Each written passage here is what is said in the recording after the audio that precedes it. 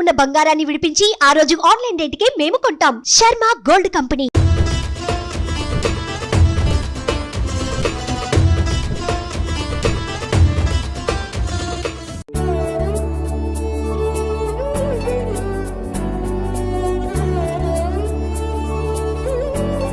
నమస్కారం, welcome to Suman TV. నేను గీతాంజలి. ధర్మ సంస్థాపన కోసం మధురలో అవతరించిన శ్రీకృష్ణ భగవానుడు తన అవతారాన్ని చాలించింది ఎక్కడో తెలుసా?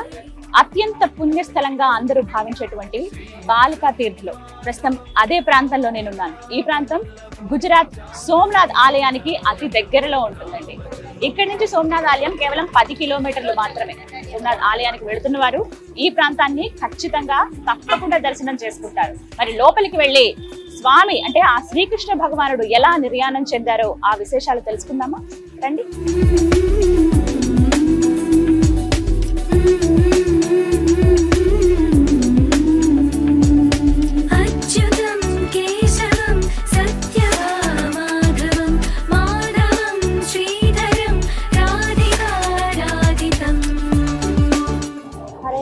హరే కృష్ణ కృష్ణ కృష్ణ హరే హరే, హరే రామ రామ రామ.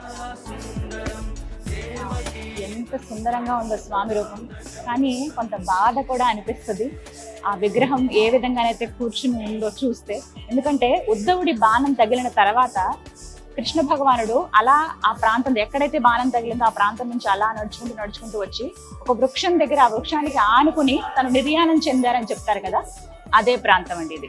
కరెక్ట్ గా అది మనకి తెలిసేందుకు వీలుగా విగ్రహాన్ని కూడా అలాగే ఏర్పాటు చేశారు. స్వామివారు ఇలా ఒకవైపుగా ఆనుకుని తన కాలుని చూసారా, కాలు మీద ఆ బాణం తగిలిన గాయం ఏదైతే ఉందో ఆ గాయం కనపడుతున్నట్లుగా మనకు ఉంటుంది. అలాగే ఉద్ధవుడు ఎవరైతే బాణం వేస్తారు, ఆయన తెలియక వేసిన బాణం, కానీ అది ఏది జరగాలన్నా అంతా ఆ కృష్ణ భగవానుడి లీలే.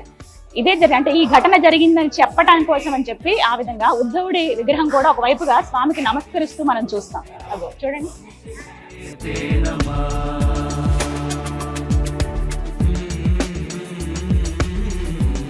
ఎంత ముగ్ధ మనోహరంగా ఉన్నారో స్వామి. వాస్తవానికి ఆ సమయంలో ధ్యానం చేసుకోవడానికని అడవిలోకి వెళ్ళిపోతారు శ్రీకృష్ణ భగవానుడు. అనుకోకుండా ఉద్ధవుడు బాణం వేయడం, అది స్వామి వారి కాలికి తగలడం, ఆ తర్వాతే నిర్యాణం చెందారు శ్రీకృష్ణ భగవానుడు అని చెప్తారు కదా. సోమనాథ్ దగ్గరలోని ఈ ప్రాంతం అండి. ఇక్కడికి వస్తే ఈ మందిరాన్ని మీరు చూడొచ్చు. సోమనాథ్ టెంపుల్ కి వెళుతున్న ఒక 10 కిలోమీటర్ల ముందుగానే మనకి బాల్కా మందిర్ అని అంటారు. పేరు కరెక్ట్ గా చెప్తే మీకు తీసుకుని వస్తారు. ఆటోదైనా రకరకాల ట్రాన్స్పోర్ట్ ఫెసిలిటీస్ ఉంటాయి ఇక్కడ. సోమనాథ్ వెళ్తున్న వాళ్ళు ఖచ్చితంగా ఇక్కడికి వచ్చి ఈ ప్రాంతాన్ని దర్శించండి. ఖచ్చితంగా మనకు తెలుస్తాయి కొన్ని విషయాలు శ్రీకృష్ణ భగవానుడికి సంబంధించి.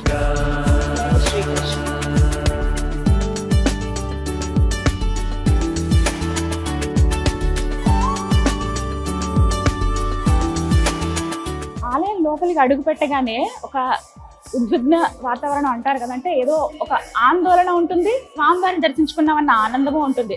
అంటే ఆయన ఇక్కడ నిర్యాణం చెందారు కదా, అవతారం చాలించింది ఇక్కడే ఆ శ్రీకృష్ణ భగవానుడు. ఎప్పుడు మాతో ఉంటే బాగుండని గోకులానికి సంబంధించిన వాళ్ళు కావచ్చు, అలాగే ప్రత్యేకించి ద్వారకవాసులు ఎంత కోరుకున్నారో ప్రతి ఒక్కరికి ఇష్టమైనట్టే. కానీ అవతారం పూర్తయిపోయిందని అనిపించడానికే ఆ నిర్యాణం చెందారు అని అనడానికి మనకు బాధ అనిపిస్తుంది.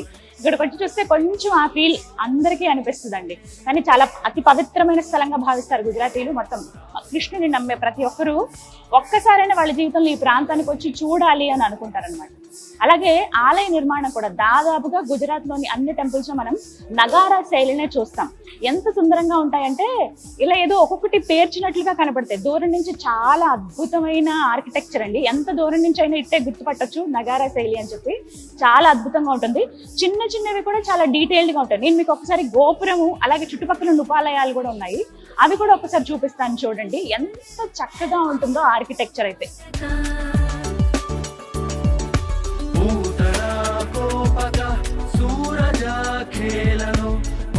ద్వాపర యుగం నాటి కొన్ని సంఘటనలకు సజీవ సాక్ష్యం ఈ ప్రాంతం అండి. ఎప్పుడైతే శ్రీకృష్ణ భగవానుడు వారు నిర్యాణం చెందుకున్నారో ఆ సమయంలో ఒక చెట్టుగా ఆయన ఆనుకుని ఆ కాలికైన గాయంతో ఆయన బాధపడుతూ ఉంటారు. ఆ వృక్షం ఏదైతే ఉందో అది అశ్వత్థ వృక్షం అని అంటారు, పీపుల్స్ ట్రీ అని అంటారు కదా, ఆ వృక్షమే. ఇప్పటికీ ఆ వృక్షం మనకి లోపల కనిపిస్తుంది.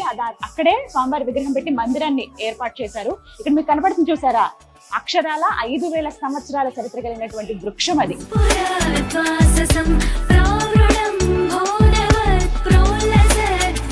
ప్రత్యేకించి ఇది నిజమా కాదా అని ఎన్నో రకాల టెస్టులు చేశారు, వీటికి సంబంధించి ఎన్నో పరీక్షలు జరిగిన తర్వాత తేల్చింది ఏంటంటే నిజమే, ఈ వృక్షానికి 5000 సంవత్సరాల చరిత్ర ఉంది. స్వయంగా ఆ శ్రీకృష్ణ భగవానుడు ఆనుకుని నిర్యాణం చెందినటువంటి వృక్షమే ఈ వృక్షం. జై శ్రీకృష్ణ.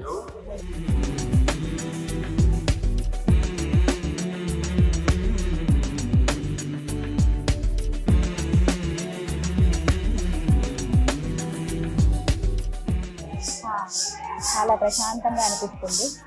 ఆలయంలో ప్రతి నిత్యం ప్రతి క్షణం కూడా ఆ స్వామివారి భజనలు కీర్తనలు పాడుతూనే ఉంటారండి. అదిగో మంది మహిళలు ఇక్కడికి వచ్చి భజనలు చేస్తూ ఉన్నారు. అలాగే ఇక్కడ ఇంకా విశేషం ఏంటి అని అంటే పర్వదినాలు, ప్రత్యేకించి కృష్ణాష్టమికి అయితే ఇంకా చెప్పనక్కర్లేదండి, ఎంత సందడిగా ఉంటుందో. ప్రతి పౌర్ణమికి కూడా విశేషమైన పూజలు జరుపుతూ ఉంటారు. అలాగే కార్తీక మాసం ధనుర్మాసంలో అయితే ఇంకా విశేషంగా పూజా కార్యక్రమాలు జరుగుతాయి. చాలా మంది భక్తులు ప్రత్యేకించి టూరిస్టులు అయితే ఎంతో మంది వస్తూ ఉంటారు. ఇది ఇక్కడికి సంబంధించి అంటే సోమనాథ్ చెందినటువంటి ప్రజలైతే, గుజరాత్ వాళ్ళైతే ఎప్పుడూ దర్శిస్తూనే ఉంటారు ఆ స్వామిని. వాళ్ళ కోరికలు కోరుకుంటూ మొక్కులు చెల్లించుకుంటూ చాలా మందిది చాలా ప్రత్యేకమైన స్థలంగా కూడా భావిస్తారు. ఎప్పుడైతే కృష్ణుడు పూర్తిగా తన అవతారాన్ని చాలించుకుని వెళ్ళిపోయిన శైలిలో వరాలే ఎక్కువ అందించారట ప్రజలకి, ఇక్కడ ప్రజలకి. అందుకే అందులో భాగంగా మా కోరిక తీర్చు స్వామి అని ఇక్కడికి వచ్చి ఎంతో మంది దండం పెట్టుకుని వెళ్తూ ఉంటారు.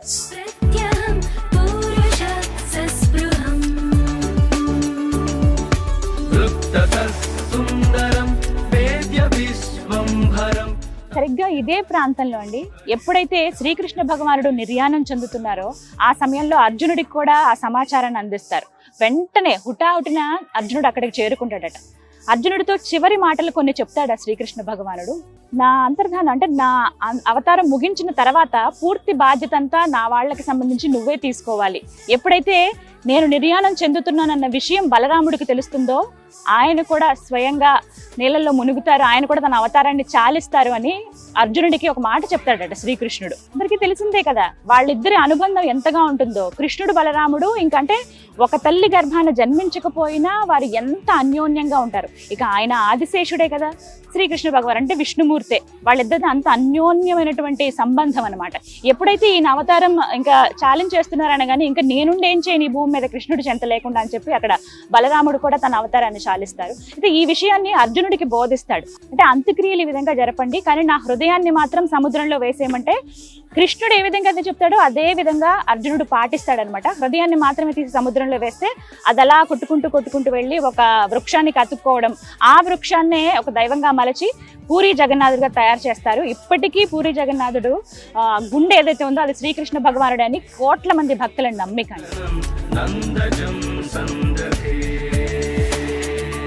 ధర్మ సంస్థాపన కోసం శ్రీకృష్ణ భగవానుడిగా ఆ విష్ణుమూర్తి అవతారం ఎత్తితే, కానీ ఆ అవతారాన్ని చాలించింది మాత్రం బాల్కా తీర్థ్ అనేటువంటి ఈ ప్రాంతంలోనే.